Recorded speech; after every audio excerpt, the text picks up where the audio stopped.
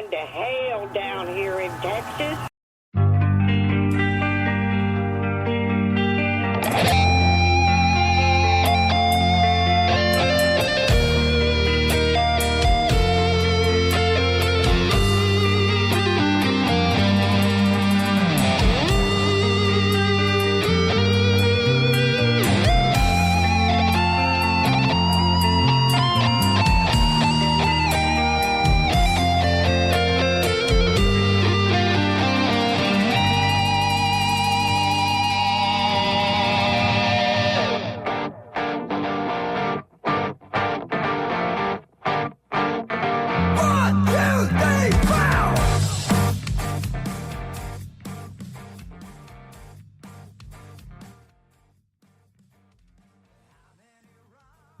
Hello, and welcome to the show. This is your boy, Rob Clark. This is the Lone Gunman Podcast. And today, we're going to have fun today. I'm doing a show that I've never done before. And I think you'll enjoy it. There will be some self-deprecating humor. There will be some other humor. And yeah, I don't really know how this is going to go, because I purposely have not listened to what we're going to listen to today. So, the premise of the show today is we are going to do a reaction podcast to a reaction video to one of my other podcasts. So we are going in deep into the quantum dimensions of physics to attempt to stitch together a show. And I don't know how this is going to turn out. And I hope it's informative, entertaining, and all that good stuff. So yeah. Now look, before we get started, the person that did this reaction video, Matt Douthit, been friends on Facebook for quite some time. I actually met Matt when I went to Dallas in 2019, and I met up with him and over on 10th and Patton, and we kind of did his first annual Tippit tour, Tippit meetup over there. And very cool. Look, very nice guy. And actually, I had a beer with Matt and Josiah Thompson in the hotel there at the Kappa conference that year. And very cool times. But look, like I said, I don't know how this is going to go. But I'm a very petty person sometimes. I mean, we're almost a year into Jim DiEugenio calling me Bob, and it's still a part of the show. So kudos to Matt for poking the bear. And like I said, I don't know how this is going to go, but hopefully it goes well for Matt, because I do like the guy. So that being said, without further ado, and like I said, I have not listened to this ahead of time, and he was nice enough to give me a heads up on Facebook that he posted this video in his JD Tippit group. Nobody commented on it. Nobody liked it. So I have no idea how this is going to go. So without further ado, let's get right into it, folks. Very sick, but I'm doing a reaction video. Hold on a second. Let me rewind.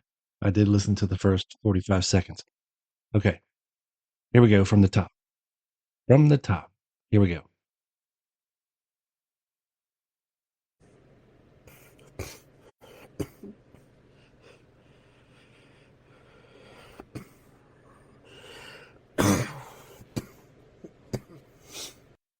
Hold on a second. Hold on a second.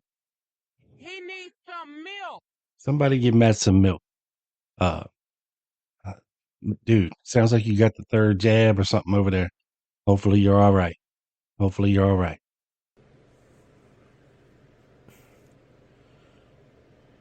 All right, everyone. It is about almost 1:40 in the morning. We're going to do another reaction video. We're going to react to the Lone Gunman podcast, hosted by my boy Rob Clark. Shout out to Rob Clark. Did he really almost just call me Bob? I won't hold that against you because it has become like a second moniker to me. So, okay. This is, I don't know what I was saying when I said, I almost said Bob Clark. I'm sorry. I've been very, very sick these past few days. Very sick. But I'm doing a reaction video just for you guys, all right? So, Rob did it. And by the way, it's called the Lone Gunman podcast, but he is not a lone nutter. In fact, someone went on his show a lone nutter went on his show one time thinking it was, this is a lone gunman. He was like, it's not. He walked into the lions. He walked into the lion's den. So anyway, but no, Rob is a great guy. He's a good guy. And in fact, he was. Thank you, Matt. I appreciate that. I try to be. Hopefully your opinion remains the same after the show's done. He was one of the people who was at our first Tippit gatherings. Almost, 3.5 years ago, almost 4 years ago, back in 2019. So he did an episode on his podcast about Tippit almost 4 years ago. So let's just jump right into it. See what he has. Well, hold on, Matt. That video might have been uploaded 4 years ago, but the show itself is episode number 22. It's called Tackling Tippit, and it was released on August the 2nd of the year of our Lord 2014, which by my estimation is almost 9 years ago at this point. And one of the first year batches of shows that I was doing. So I know this is going to be almost cringeworthy to listen to. And most of these shows that I did back then had to be done in one take. There was no pausing. There was no cough button. There was no brain fart button. There was no hold on a second button. There was no editing. It was all free flow off the top of my brain. So I'm sure I got many, many facts wrong in this show. So hopefully he doesn't bust my balls too bad. But here we go. To say. Let every nation know whether it wishes Okay, so this is the intro. us Skip the intro. In the chamber. I forgot there was an intro. Welcome. You got the right. Okay, here we go. What's up, everybody? That's right. You got the right ta-ta, but the wrong ho-ho. Oh, I'm cringing. Welcome. Welcome, Jesus welcome, Christ. everyone, to episode number deuce. Oh, That's 22 in the chamber of the Lone Gunman podcast. This is your host, Rob Clark, your boy, here with you live on a beautiful Saturday afternoon in a house all to myself. I mean, a studio all to myself. And we're going to talk a little bit today about Jefferson Davis Tippit. That's right. Oh, actually, sorry, no. Actually, his name was not Jefferson Davis Tippit. It was just JD. Excuse me. Again, I'm very sick. I apologize. I hope we can get through this. No, actually, as Larry Harris said, asked, where did that come from? That wasn't his name. A lot of people think it was, but no. Larry Harris was found out. He He, geez, I'm not sure where he is. J.D. Tippit's sister, Joyce, told Larry Harris, she explained to him that actually J.D. it didn't stand for anything. It that their father, Edgar Lee Tippit, had been reading one of those little old dime novels back in the 20s, and he was so fond of one of the main character in this novel that he named his son J.D. So and that's what J.D. Tippit's sister told Larry Harris. Might he have been reading a J.D. Salinger novel? She told him that. So no. So a lot of people still make that mistake to this day. Jefferson did. And Matt's right. I was wrong. It just seemed right at the time. But yeah, JD stands for nothing except JD. Go ahead. It was Tippit, but no, didn't stand for anything. Just JD. Sort of like how other people's names are JR or DJ or stuff like that. No, just JD. In fact, one time during Tippit's life, they said, well, he was right. He was filling out a form or whatever, and they said, no, we need a first name. He's like, I don't have a first name. It's like, you got to put some name down. So he just reluctantly put John down. But no, that wasn't his name. His name was just JD. It's a subject that I've been avoiding for a while because honestly, there's no happy ending to this story. There's no. Wow, that sentence really unfortunately hits the nail right on the head. Oh, that's so sad to hear that, to say the quiet part out loud. But yeah, there is no happy ending to this. It's just depressing.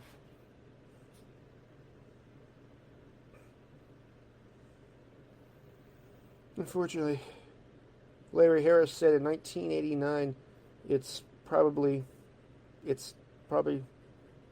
lost to history. Nice, neat bow you can put on this story. There's no definitive answers you're going to get from this story. In fact, from this story, the only thing that ever comes out of it is more questions. Yep, unfortunately. And, it's an aspect of the case that I have looked into. But this is what Larry Harris said in 1989, quote, "There may be no hope of resolving the Tippit murder.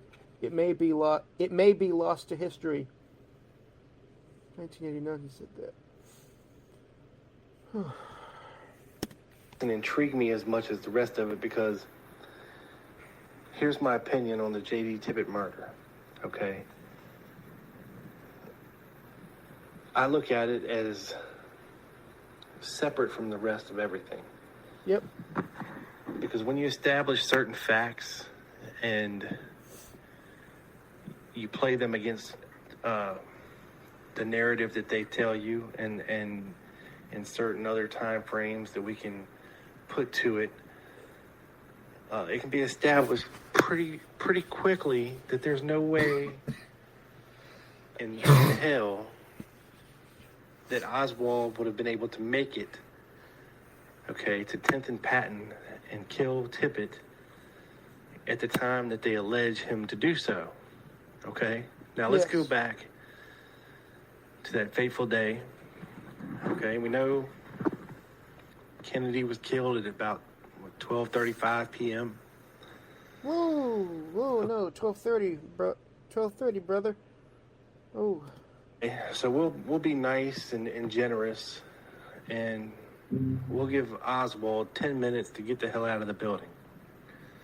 Okay, no matter where he was, no matter what he was doing, okay? Because you gotta figure, a minute or two, until the Marion Baker encounter, if that actually happened. But assuming it did, okay, now you're down to 8 minutes. Okay, and everything going on, and people walking around and milling around, and him overhearing conversations. 8 minutes. What? That would have been, he would have been able to determine Easy. that work would have been called off for the rest of the day. That he would have got his stuff together and left the building. Okay, so we'll give him 10 minutes to leave the building. So now we're bumped up to 12:45. All right, let me jump in here real quick and say that I don't think it's a stretch to give Oswald 10 minutes, allegedly, from the time that he took his last shot on the 6th floor to get out of the building. Now, there's a lot of speculation when it comes to the second room, lunchroom encounter, and whether it actually did happen or whether it didn't happen. And now some people are saying that the Darnell film where it shows a police officer running into the building is not Marion Baker. And exactly whatever time, if it happened, that the alleged Marion Baker, Roy Truly, Oswald encounter happened, it's going to be really tough to nail down if it even happened at all. And of course, everybody knows my good friend Bart Camp from across the ocean has pretty much wrecked the whole second room lunchroom encounter theory. So, but I'm just saying, if it did happen, according to the official timeline of events, that's what I'm trying to stick to here. And, because we have Oswald encountering other people, talking to people, and, milling his way out of the building. So it's not a stretch to say, okay, if he was shot at 12:30, 12:31, 12:35, it really doesn't matter. We're talking a couple minutes either way. And I'm just giving him 10 minutes to get from the last shot to exiting the building. All right, here we go. Okay. Now, The official story has him leaving at 12:33. I don't think anyone disagrees with that. So this is just Well, I disagree with that. There's no way in hell. Okay. The Warren Commission timed a stairway descent, alleged stairway descent. And it was always at least, a minute and a half. And this is at a hurried jog. But again, and that's descending the stairs. Did Oswald take the stairs? Was Oswald on the 6th floor? Who the hell knows? So I don't know that he was walking out the front door of the school book depository at 12:33. That seems awfully, awfully quick to me. And there's a lot of things going on. Other witnesses, Frazier, running into, who was it? Pierce Allman,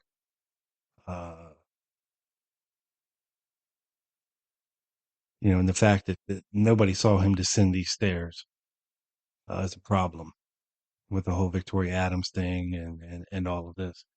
So anyway, let's continue. his opinion. we were supposed to believe that he left the school book depository on foot and got on a bus on Main Street going in the wrong direction. And that bus then got caught in traffic as it approached back towards the Texas School Book Depository. Then he got back off the bus and walked a couple blocks up further to I guess it was the Greyhound station, maybe, where he was going to catch a cab. And he even gave his cab to a little old lady and waited for another one. Yep. this guy that was in such a hurry, to make his getaway after just murdering the president. And then, anyway, we're told he's dropped off by the cab driver, maybe 4 blocks past his house on Beckley. And then he walked back to his house, went into his house, changed clothes, okay, which, takes a little while. You can't just instantly tear off your clothes and put new ones on and run back out the door just as quickly as can be. So yeah, that took a little bit.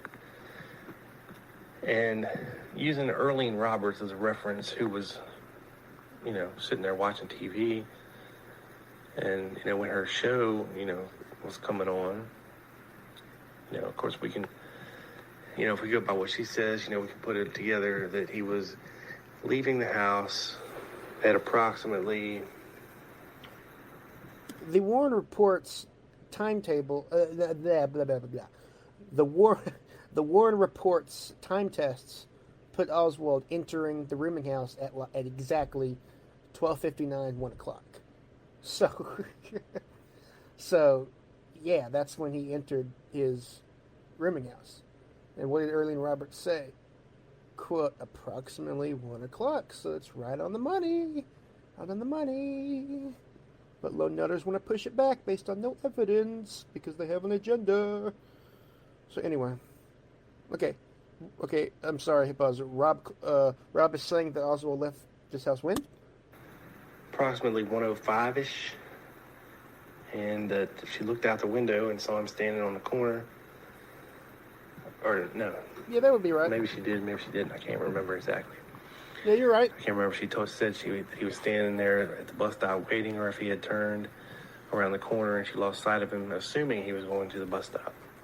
Conservatively, Oswald would have been at the bus stop, would have been seen at the bus stop at like 1:05. But if we put all the evidence together, he would be seen at the bus stop at like 1:09, 1:10. I've laid all this out. But that's putting us, somewhere in the 1:05, 1:10 area. Now, okay.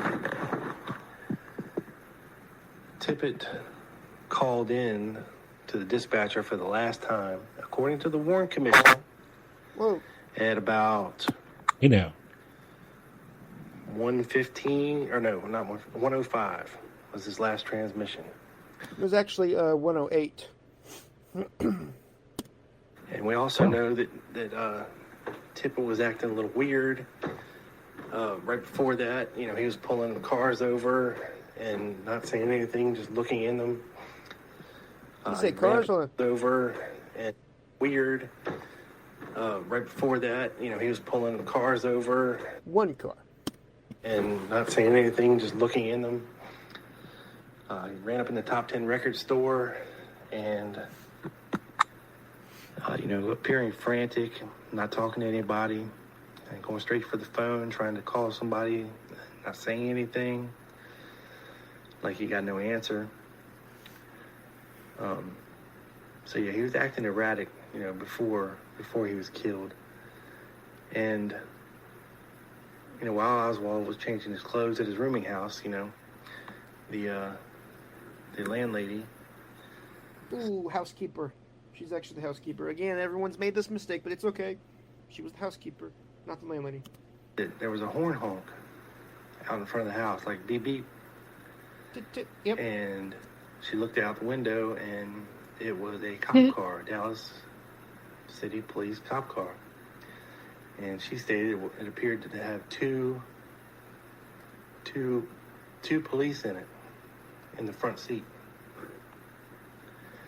And this has been tried to be debunked by others by saying, oh no, it was just a jacket hanging in the back seat. It made it look like there was 2 people there. So she states it was clearly 2 people, so I'm going to go with that. And I've heard various theories about the Tippit killing. I just want to say real quickly, whose cop car was that? All the other cops are downtown, so I've never really thought of, it's, it's simple, to think about it, it's simple, like obvious, right in your face. But I've just never really thought about it until recently. I mean, it has. I mean, probably has to be Tippit if all the other cars, if we know where all the other cars are downtown. Tippit's in Oak Cliff. I mean, that's the only thing one can reason. But I don't. They're just things that we don't know. Not that we don't know, but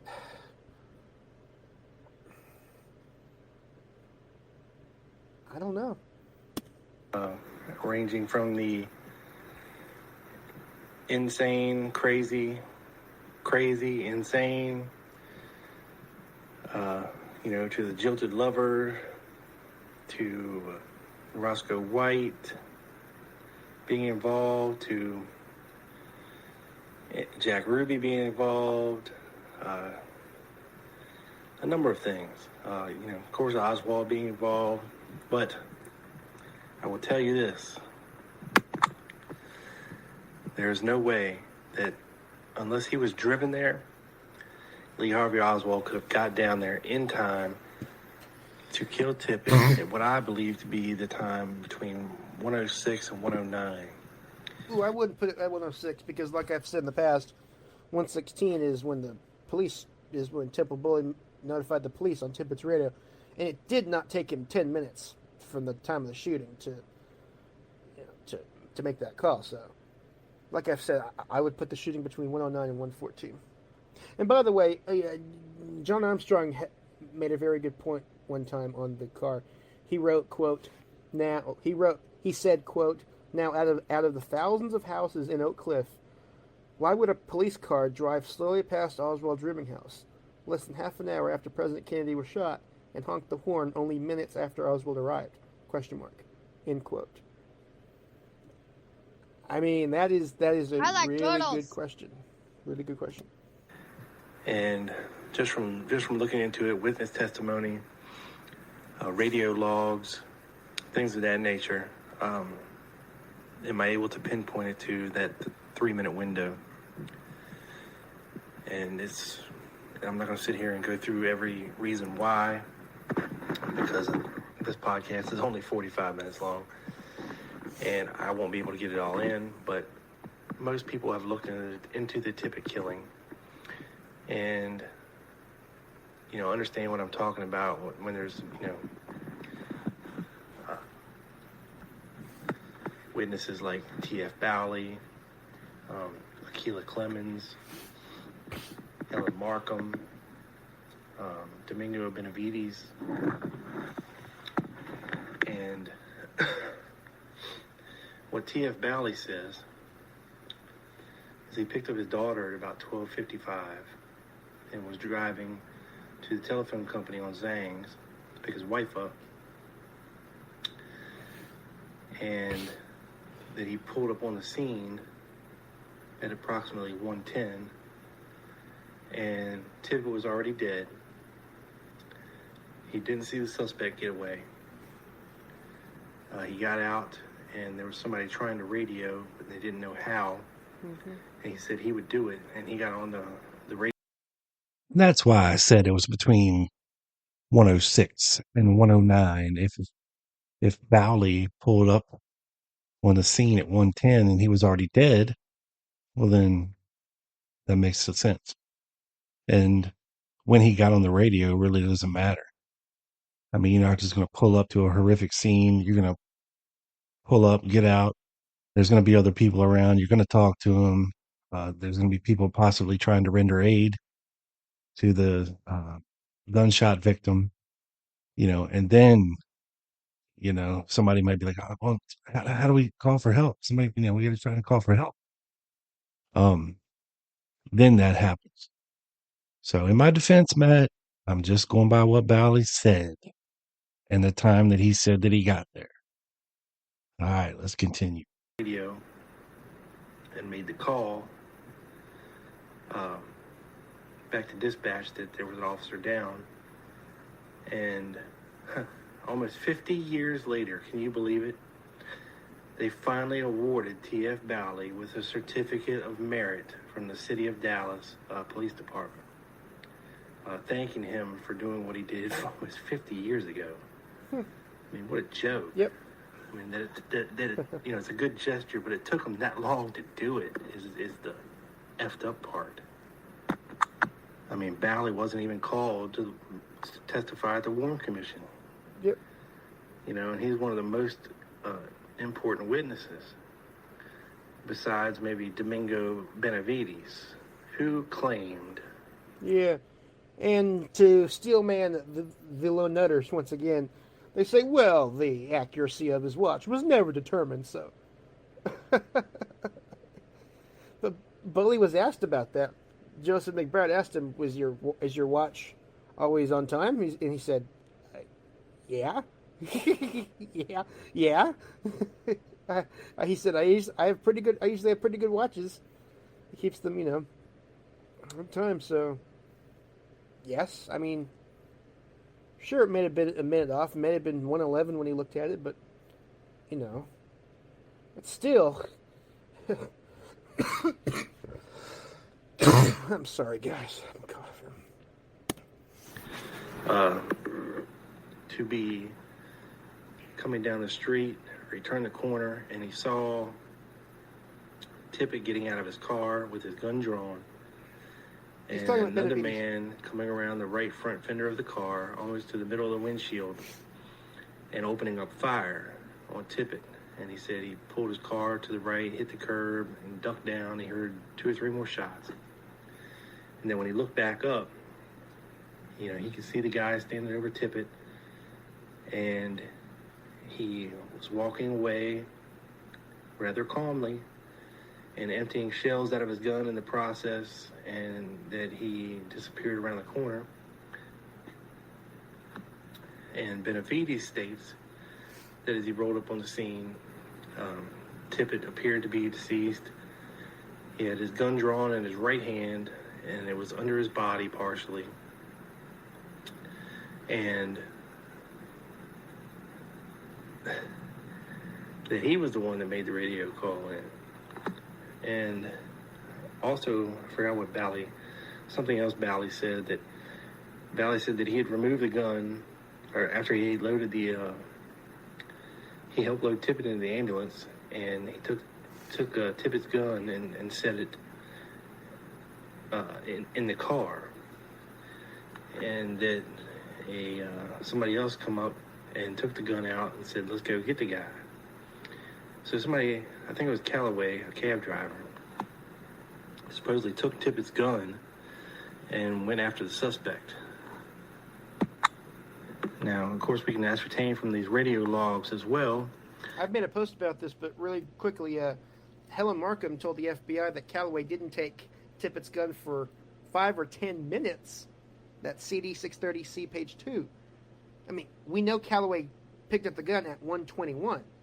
So obviously 5 minutes before that can't be right, because that's when Boley was making the radio call. So 10 minutes must be correct, and that fits perfectly. So using deductive reasoning, this proves, again, even more the shooting was around 1:10. So, again, it all lines up. It all lines up. That the Keystone cops, Dallas police, also got a call about the suspect being in the library that was close by there. And they went and said that, no, they had the wrong boy. Okay? And I've heard some stories about that. And there was also a report of the suspect holding himself up in the Abundant Life Church. Temple, yeah. Located just down the alley there from the Tippit scene.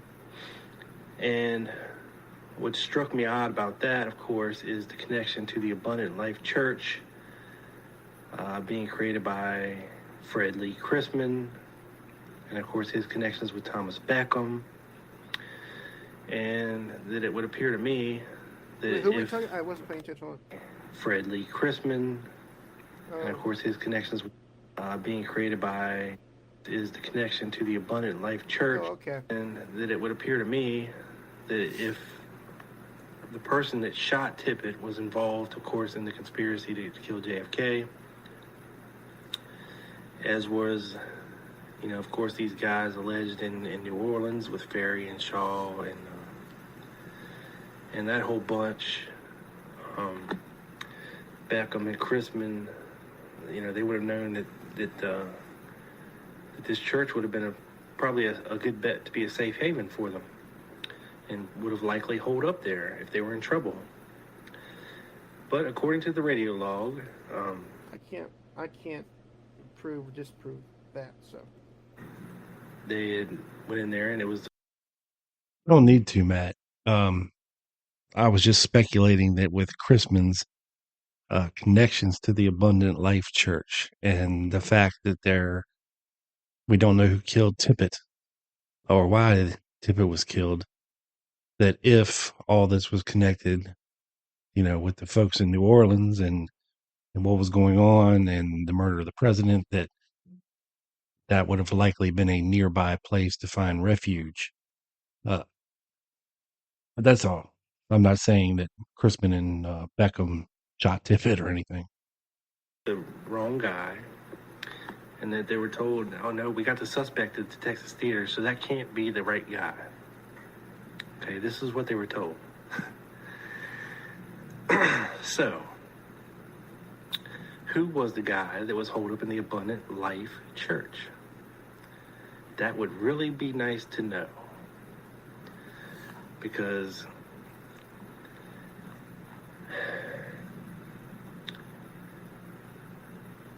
I want to say that after reading Harvey and Lee by John Armstrong, it's a really good case for somebody, and I talked about this before, impersonating Lee Oswald that day. And the reason this comes up again is because, as we know, after I analyzed the Oswald double phenomenon, that there was 7 different reports from just that day alone of Oswald being someplace he should not have been or could not have been. yeah, Because we know he was somewhere else at the time. The reports of the Oswald double phenomenon come from the police reports that that the suspect was hiding in the balcony of the Texas Theater. And then there was a police report that he was arrested in the balcony of the Texas Theater. And then, of course, we also have reports that no, Oswald was arrested on the floor of the theater and tried to start a fight, or tried to shoot Officer McDonald. And we have that story. And, of course, one of the store owners close to the Texas Theater thought that he had witnessed Oswald's capture that day in the alley in back of the Texas Theater. For years he thought this, until he came across the picture of Oswald being taken out the front of the Texas Theater. a guy named Hare. So who was that guy arrested out the back of the Texas Theater? Oswald double?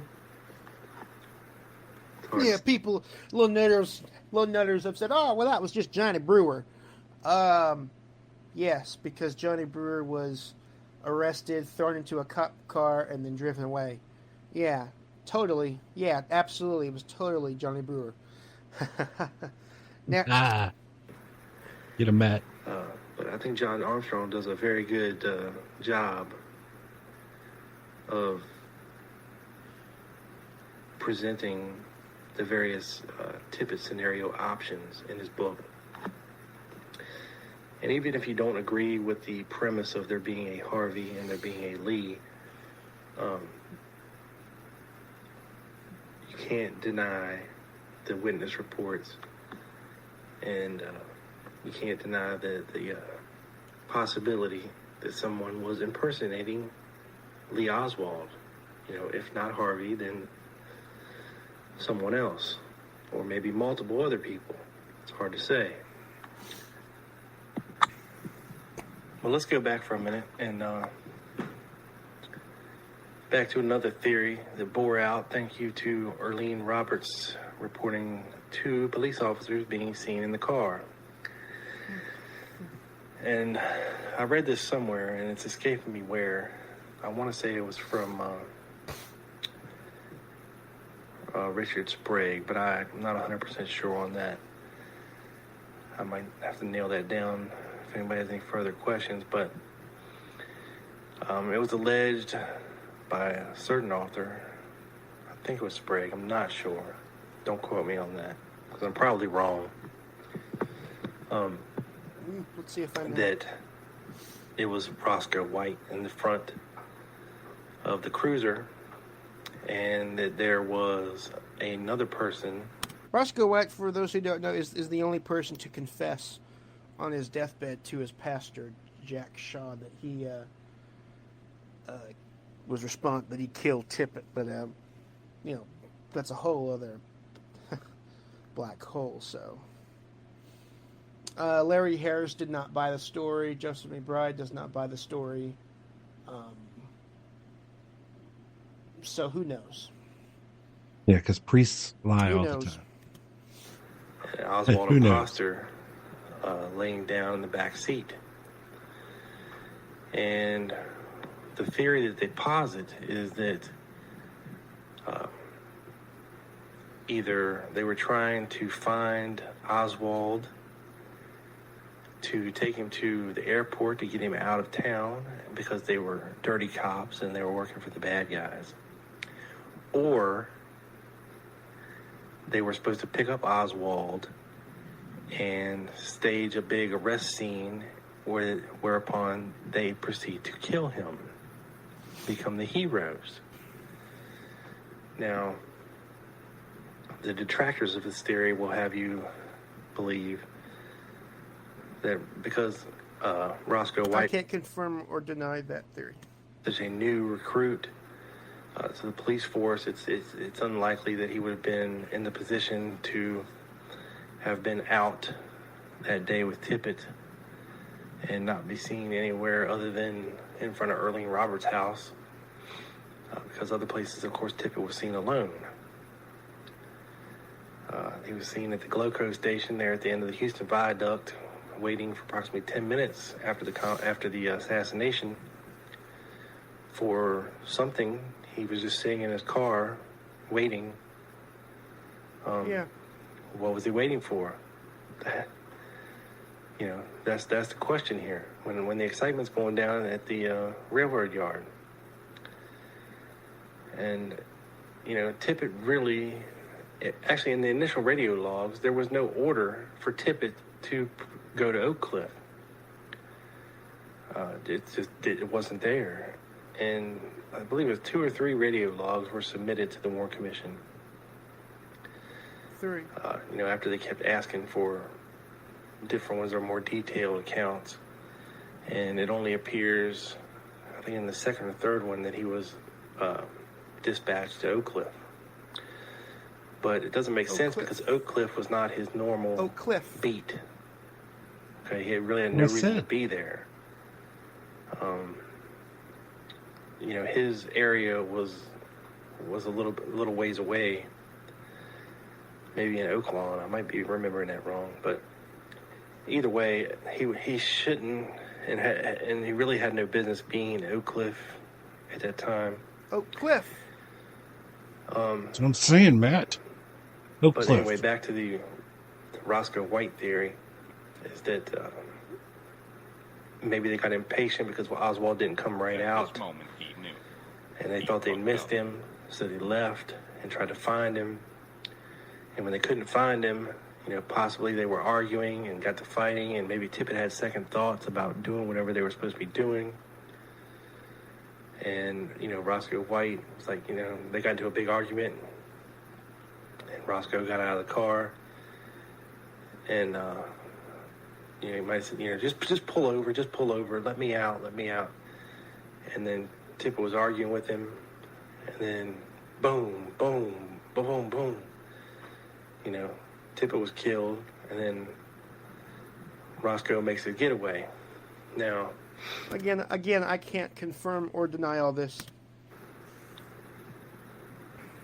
I can't either. Just from the eyewitness accounts, it appears that the person that shot Tippit was, well, at least according to one witness, was kind of short and stocky with bushy hair, which doesn't fit Roscoe White at all. In fact, the only time Roscoe White had hair... Actually, Donnie Benavides and Helen Markham said that the killer was heavy as well. So 3 people who said that the killer was heavy.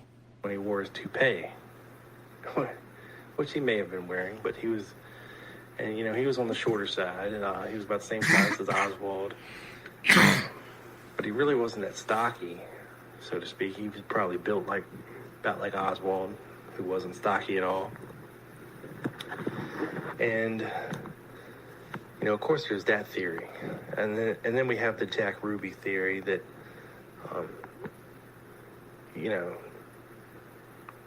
Tippit was trying to get in touch with Jack Ruby and saw him on the street, and because he messed up and didn't get Oswald, Ruby killed him and then made his little getaway. I'm not sure where that theory comes from. It's hard to say. One thing for definite sure is it couldn't have been Oswald because the time frame doesn't allow it to be Oswald. Yes. Okay. If I'm remembering correctly, Butch Burroughs, who worked at the Texas Theater, remember seeing Oswald. I think it was as early as possibly, I want to say 1:15. Wait, what did he say? Hold on. Remember seeing Oswald. I think it was as early as possibly,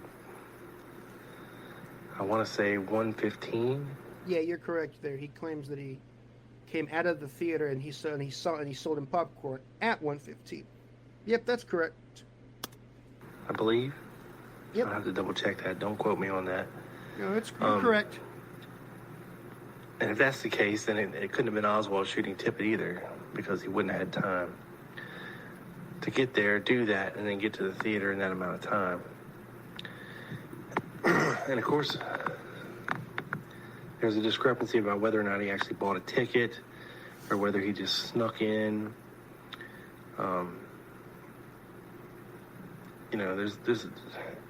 There's a... According to Butch Burroughs, Julia Postal did sell a ticket to, concern about the person who reported, quote, Oswald, unquote, appearing shifty and nervous and acting weird when he was ducking in and out of storefront windows and doors. And it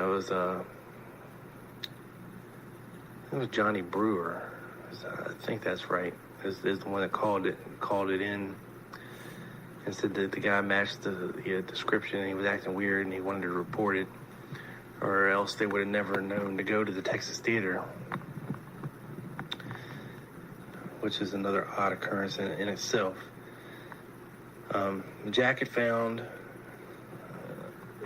from the Tippit scene, Oswald was not known to have had one like that. At least. Wait, what? The jacket found. Oh, okay.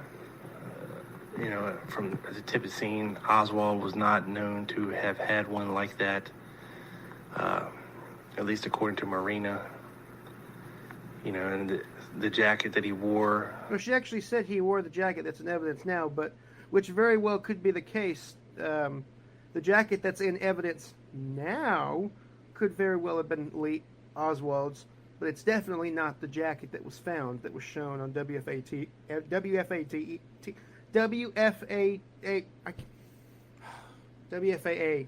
TV, which was a white jacket. Worked that day, according to Buell Frazier, and the jacket that he wore to work that day, according to Buell Frazier, was either a dark gray or dark blue tweed type jacket, and I believe it was recovered in the Texas School Book Depository after everything. So, nothing really matches up here. But now there's some weird anomalies I found looking back through the radio log. And I'll post a link up to this on the 22 November site for the radio log. I think it was, CE, which is Commission's Exhibit 705, I think. That's one of the radio either. transcripts. But yeah, some things that stuck out to me from that thing, reading through it, initially, of course, there was initial reports that they were chasing a gunman up through the railroad area. And to be on the lookout for a suspect back there with a .30-30 rifle. And also to be on the lookout for a white, what they said Pontiac, white station wagon.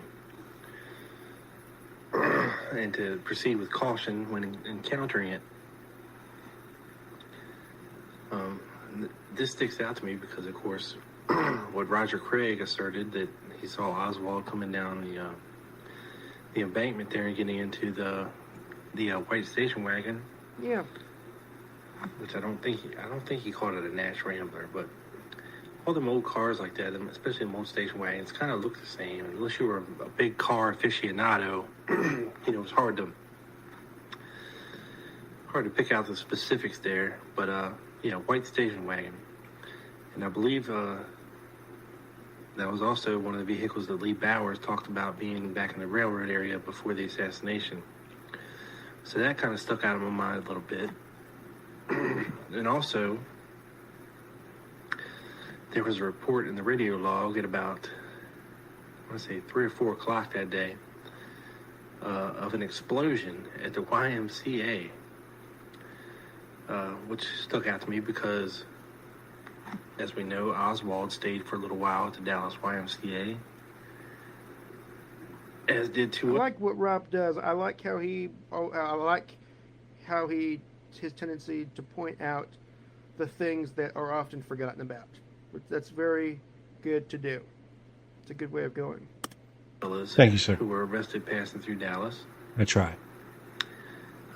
Lauren Hall and William Seymour. And,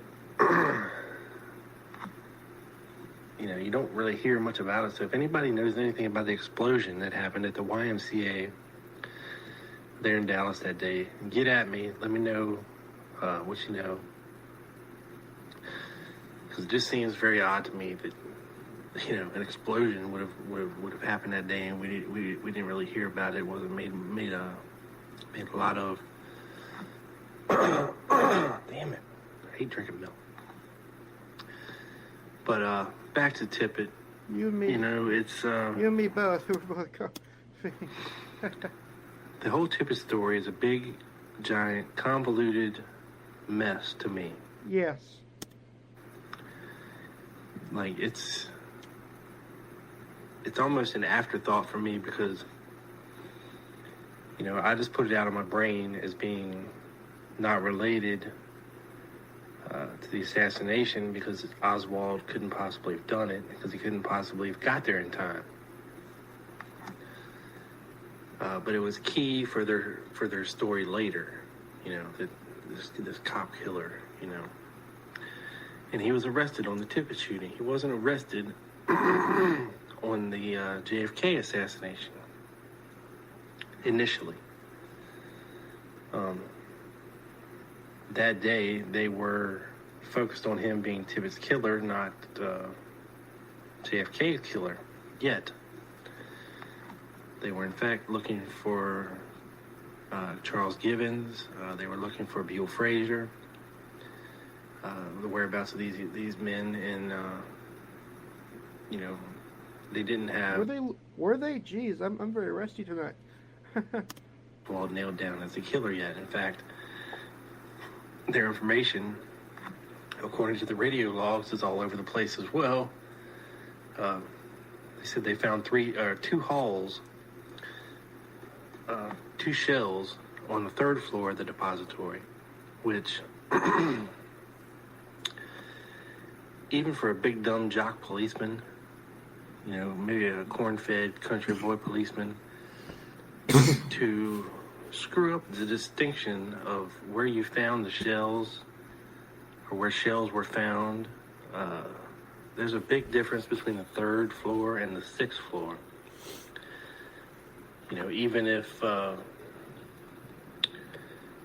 you know, you walked up the stairs to get there, I think it would be pretty easy to figure out and differentiate between the 3rd and the 6th floors. And then there's also reports that the shooter was on the 4th or the 5th floor. You know, and everything's all over the place. But so we were away from Tippit for a while. The Tippit shooting for a minute. By the way, this is the first time I'm listening to this as well. Now, here's another theory that it puts Tippit, you know, being involved with everything. The Tippit had been employed to help a man escape from Dallas, and he was not told what crime the man had done. When he realized that the man he was supposed to help had killed JFK, he changed his mind and tried to arrest Oswald. And when Oswald realized what was happening, he killed Tippit. Again, I agree with Larry Harris and Greg Larry that Tippit was not involved in the conspiracy. So I don't know about that. That puts Oswald there, and I don't agree with that quite right. Some points to remember, though. You know, if you want to put, unless he had been picked up by this police cruiser in front of his rooming house and driven in that direction towards the scene of the Tippit killing. And along the way, they had a conversation, which ended with Tippit pulling over to the side of the road, Oswald getting out of the car and walking around and deciding to kill J.D. Tippit. It's possible. Just saying. Then, of course, you have witnesses who say that they saw Oswald walking in the general direction of the Tippit killing. I think a barber and I don't know, there might have been somebody at a laundromat or something. I don't know. It all gets crazy. Back to Matt. Tippit involved in the conspiracy. The physical description of Oswald that was given by the Dallas police was really not accurate enough for Tippit to have recognized him. And if Oswald had already went home to change, then the description... Yeah, like I've always said numerous times, no one believes that... The only people who believe that Tippit stopped Oswald because of the description is the Warren Commission. Of his clothing is no longer valid. Tippit was alone at the time that he tried to apprehend. That's a good point. Oswald. Standing orders for I'll the make police one in every Dallas once in a as while. in other cities are that radio cars of the type Tippit was driving were supposed to have 2 policemen in them. Tippit was not in the sector of Dallas where he had been assigned the day before. He should have been in downtown Dallas at the time he intercepted Oswald, supposedly halfway between Oswald and Ruby's residence. Tippit violated police procedure by failing to make use of the radio beside him to notify his fellow officers or dispatch that he was stopping to question a suspect in the Kennedy assassination. He did. He did do that. At 108. That's obviously what he was doing at 108. Now that is true. He should have radioed in that he was going to be out of his car. According to one witness, Oswald smiled at Tippit when he saw him, ambled over to the car, and they had a friendly conversation for almost a minute. I wouldn't say he smiled at Tippit. I would say that I think what he's thinking about is when he was leaving, the guy had like a smirk on his face or something like that. Or he might be thinking of Jack Tam saying the killer had a smirk on his face. I don't know. I don't know. And Tippit stayed in the car, and Oswald standing in the street beside his rolled-down car window. Eva Grant, who is Ruby's sister, told reporters that Ruby and Oswald were like brothers. Okay. Eva Grant also states that Tippit knew Ruby. Now this puts all three of them together as being part of the conspiracy.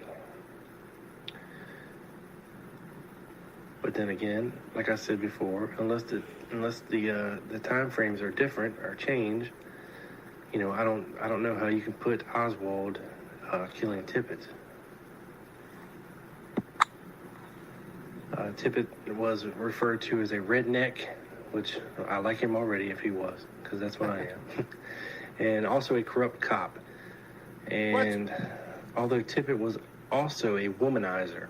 Oh, corrupt cop? No, he was just a regular old country boy who liked fishing and dominoes and stuff like that. No, he wasn't described as a bad cop anywhere, really.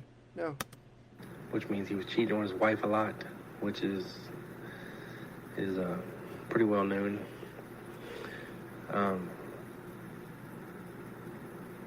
Let's see. An undercover narcotics officer working for Sheriff Decker was also working as a musician in various nightclubs, including Jack Ruby's, and he claims that Tippit was one of the Dallas police officers closest to Ruby and who performed many tasks for him. Oh. Mac Pate, the owner of a garage who knew a large number of Dallas police, heard from several of them who took their cars to him that Tippit was a dirty cop. A friend of Tippit's own mother also confirms this. Oh wow, he's reading from from Harry Livingstone's book, The Radical Right, which was from 2004. It's a very peculiar chapter on Tippit. It actually was first published as an online book in 1999 under the title Stunning New Evidence, and the book was eventually published as The Radical Right in 2004. But wow, that's a pretty obscure source to go to quote from, because hardly anyone has that book. So I commend Rob for doing that. Mac Pate's mechanic, T.F. White, who was interviewed by the FBI, spotted a car parked at the El Chico restaurant across from their garage just after the shooting at Dealey Plaza. White insisted the man sitting in the car was Oswald. Mac Pate and Wes White checked around Oak Cliff for some time and found quite a number of people who had seen Ruby and Oswald together on many occasions during the weeks preceding the assassination.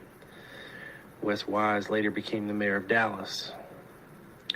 Earl Crater of the Pig and Whistle restaurant said that LHO, the Pig and Ruby Whistle and restaurant, woo, had breakfast there on a number of occasions at 7 a.m. Sorry I interrupted here. Dallas. Yep. Hold on. Earl Crater of the Pig and Whistle restaurant said that LHO, Ruby, and Tippit had breakfast there on a number of occasions at 7 a.m. Crater said that LHO never had more than a cup of coffee. Okay. Craziness. Like I said, it just gets more. All this comes from Bill Pulte, who, Dallas researcher Bill Pulte. You're going to find the truth, as I've said before. You're gonna find the truth in Dallas because that's where it happened. If you come down here, and I live in Dallas, and I'm proud to be from Dallas. I'm really glad that that I was born here and live here. And you come and you talk to obscure witnesses and talk to people in the neighborhood asking, do you know anything and stuff like that, and you get pretty interesting stuff that you will not get anywhere else. And that's what Harry Livingstone put in this chapter that he was reading from information from Bill Pulte that he gathered from Bill Pulte.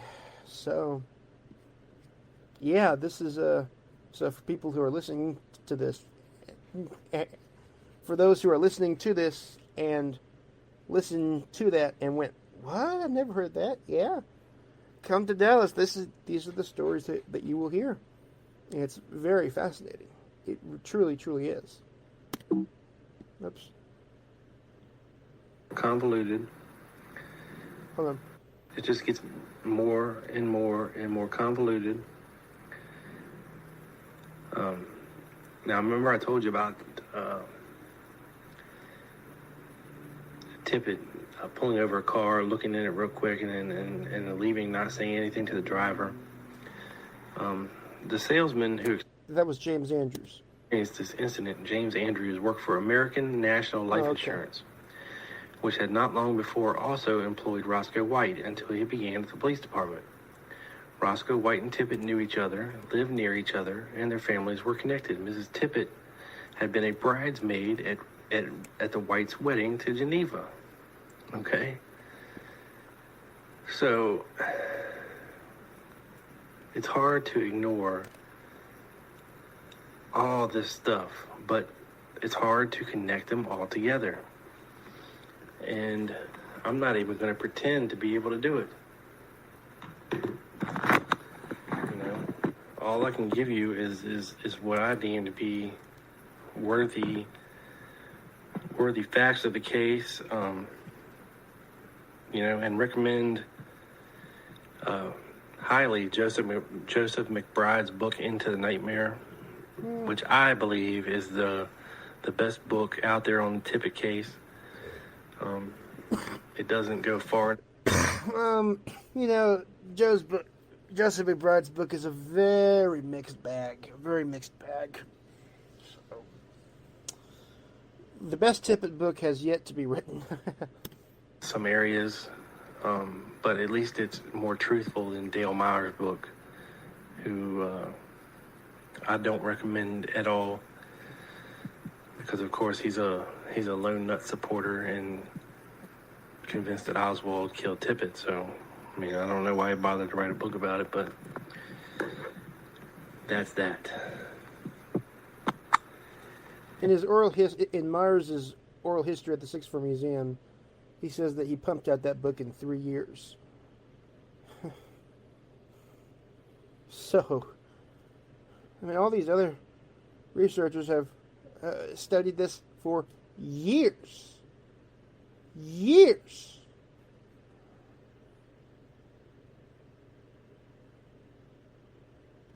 Look at this little nugget. A Doris Holland, who lived at 409 East 10th Street, directly upstairs, across the street from the Tippit murder scene. She actually lived there before she had moved.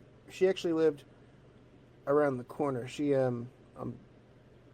actually had lived in that house previously, but she was actually not living there at the time. She just got home a little after 1, and she heard gunshots. She hurried to her window and saw Tippit's patrol car across the street.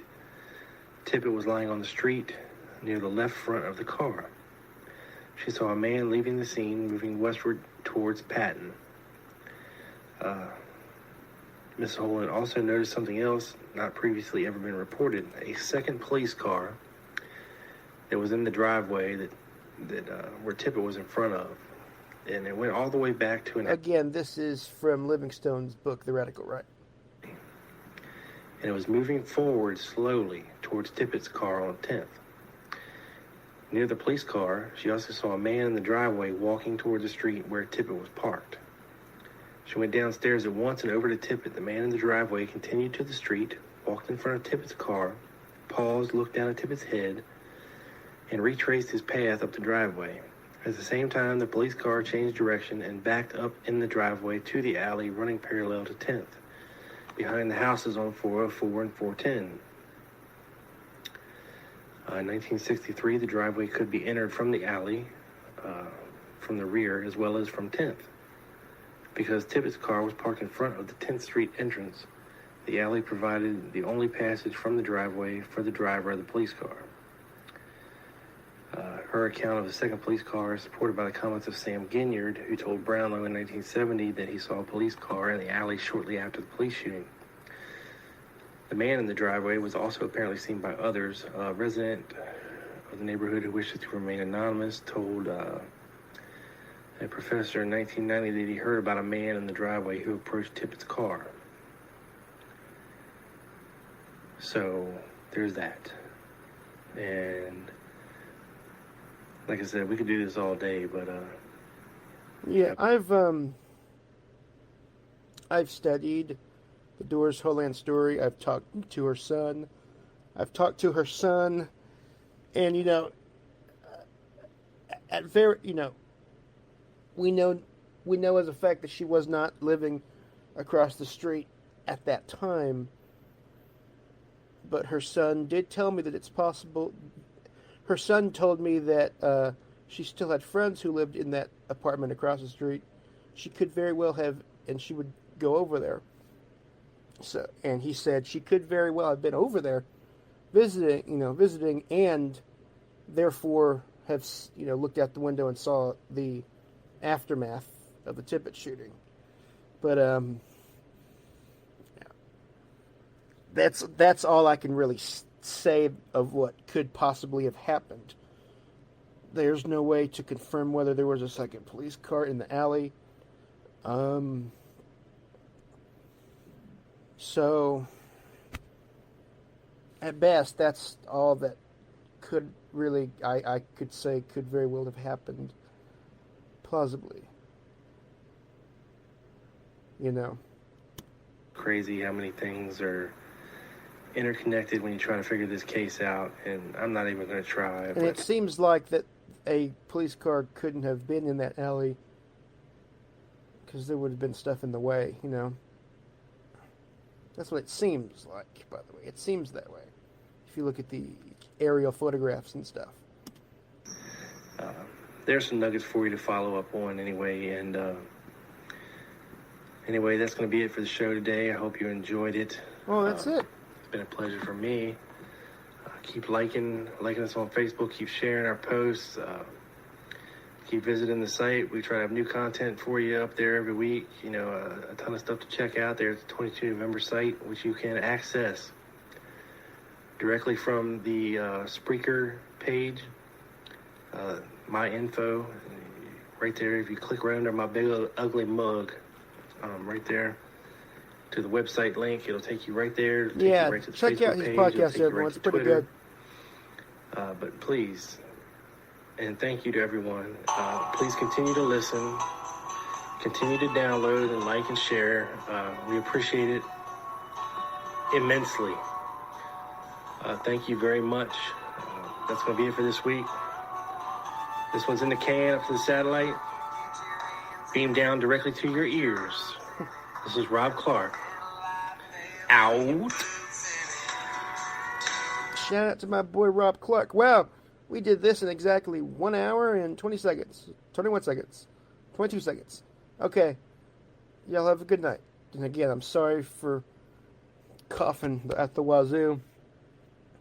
Alright, you guys be well. Good night. Or good morning.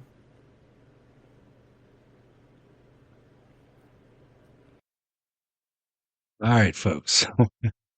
Well, that went better than expected.